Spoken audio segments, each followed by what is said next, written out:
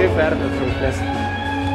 Aišku, sužaidėm gal neįspūdingai, Neptūnas kovoja, bet svarbiausia pergalė, ką ruošiamės rytdien.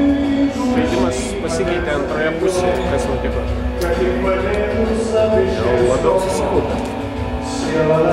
Gal šiek tiek atsipalaidavęs, nes žaidėm su jais vis tiek laimėjom namuose, didelį taškų skirtumą. O ir šiandien vis tiek kovoja ir stengiasi vis nugalėti. Ar yra skirtumas pažaisti teritoriją? Ne, tai aišku, kiekvienas nori finale lengvesnį varžovą, bet nežinai, kas bus lengviau Žalgiris. Aš manau, Žalgiris laimės stipresnė komanda. Kaip jums naujoji Alytaus arena? Tikrai arena nuostabi ir aš manau, man jaukesnė, pavyzdžiui, iš Panevėžio ir negu Šiaulių šitą areną.